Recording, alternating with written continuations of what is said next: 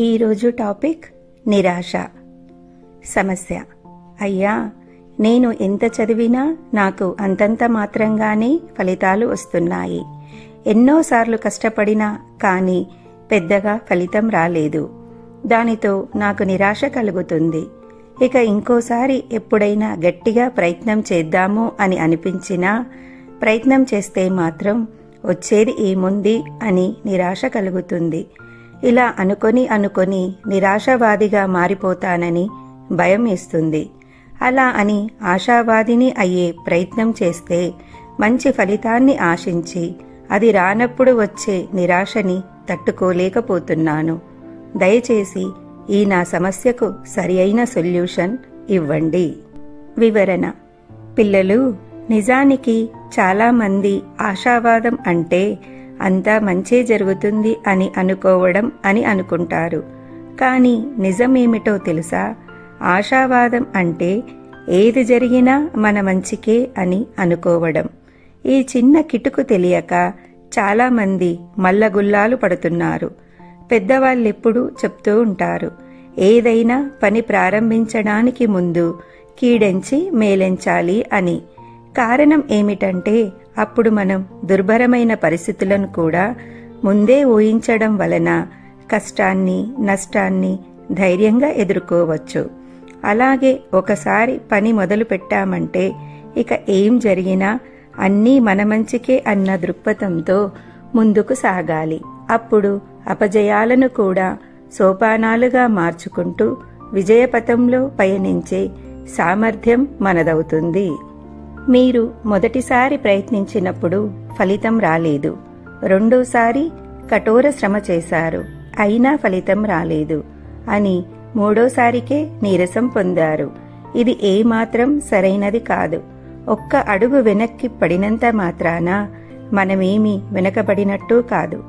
బాణాన్ని చెవిదాకా సంధించి విడిచినట్లు వెనకడుగు వేయటం అన్నది తెలుసుకోవాలి.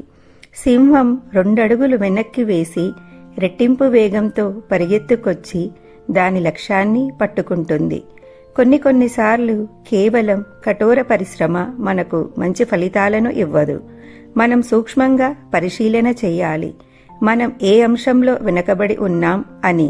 చదవడంలోనా, సమస్యను అర్థం చేసుకోవడంలోనా, లేక సమాధానం గుర్తుపెట్టుకోవడంలోనా, లేక దాన్ని నిత్య జీవితంలో అనుష్ఠించలేకపోవడమా అని. అలా మన సమస్య ఎక్కడుంది అనేది మనం గ్రహించుకొని దానికి తగ్గట్టుగా మనం ప్రయత్నం చేయాలి.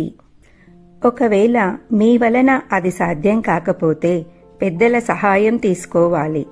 ఏదైనా సరే మొత్తానికి మంచి ఫలితాలు సాధించే వరకు మీరు పట్టు విడవకూడదు. నిజానికి నిరాశ కేవలం చదువులోనే కాదు, జీవితంలో కూడా ఎప్పటికీ రాకూడదు.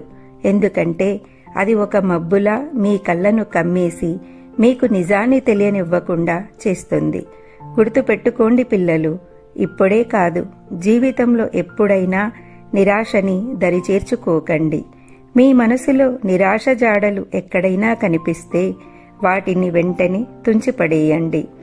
ప్రతి చిన్న విషయానికి మీరు నిరాశ నిస్పృహలకు లోనైతే మీ వ్యక్తిత్వమే కాదు, మీ చుట్టూ ఉన్న ప్రపంచమే మీకు రుచించదు అని గుర్తుంచుకోండి. సూచనలు: వ్యక్తిత్వ వికాస పుస్తకాలు చదవండి. జీవితంలో ఓటమితోనే ప్రపంచ ప్రఖ్యాతిగాంచిన వారి జీవితాలను పరిశీలించండి.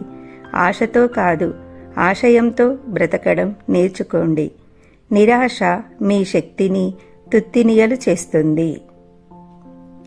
ప్రేరణ మంత్రం: hope is being able to see that there is light despite of the darkness. స్ఫూర్తి: 19వ శతాబ్దంలో ఒక పిల్లాడి తల్లికి పాఠశాల యాజమాన్యం నుండి ఒక లేఖ వచ్చిందట.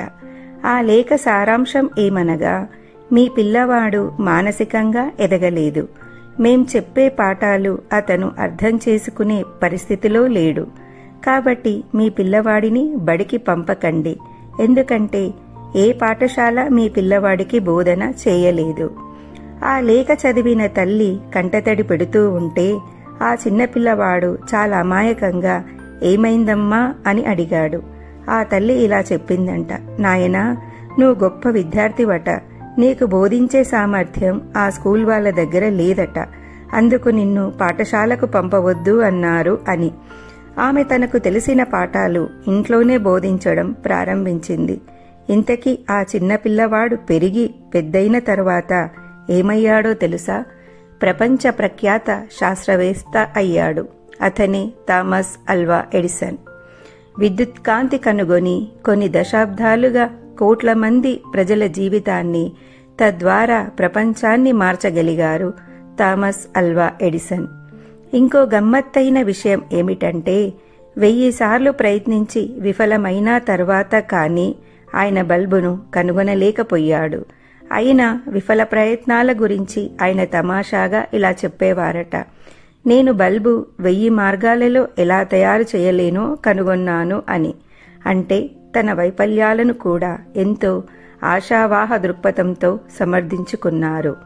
ఒకసారి ప్రెస్ రిపోర్టర్ వచ్చి మీ విజయానికి కారణం ఏమిటి అని అడిగితే ఆయన 99 పర్స్పిరేషన్ అండ్ 1% ఇన్స్పిరేషన్ అని చెప్పారట. ఇప్పుడు చెప్పండి పిల్లలు, మీలాగే రెండో ప్రయత్నానికి, మూడో ప్రయత్నానికి విఫలం చెంది ఆయన కూడా నిరాశ చెంది నిస్పృహతో అన్నీ వదిలేసి ఉంటే ఇవాళ మనం ఆయన అద్భుతమైన ఆవిష్కరణలను అనుభవించే వాళ్ళమా? అదేవిధంగా ఆయన తల్లి ఎవరో స్కూలు వాళ్ళు రాసిన ఒక లేఖను పట్టుకొని ఆ పిల్లవాడిని ఒక మూల కూర్చోపెట్టి ఉంటే ఆయన అంత గొప్పవాడు అయ్యేవాడా? కనుక ఎప్పుడూ ఆత్మస్థైర్యంతో, పట్టుదలతో ముందుకు సాగాలి. అప్పుడే విజయం వరిస్తుంది. జీవితంలో గెలుపు ఓటములు అన్నవి సహజమే. గెలుపు వచ్చిందని పొంగిపోవడం లేదా ఓటమి వచ్చింది అని కుంగిపోవడం రెండూ తప్పే. అన్నింటినీ సమపాలలో తీసుకొని ముందుకు వెళ్లడమే జీవితం. మీ నిరాశ నిస్పృహలకు స్వస్తి చెప్పి స్థిరమైన చిత్తంతో, దృఢమైన సంకల్పంతో, మడమ తిప్పని ధోరణితో ప్రయత్నం మొదలు పెట్టండి. విజయం తప్పక మీ వెంట పడుతుంది.